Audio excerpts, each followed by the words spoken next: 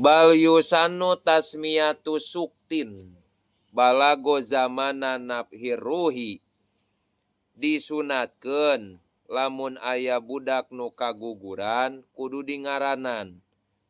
Tapi syaratna eta budak teh nepi kana zaman ditiup ruh. Ditiup ruh teh nya eta dina nalika sabaraha bulan? 4 bulan nya eta nya. Kumaha lamun ayeuna teu nyaho ieu teh pilalakieun atawa ieu teh piaweweun. Fa ilam yu'lam lahu dzukuratun wala unusatun sumia bismin yasluhu lahuma.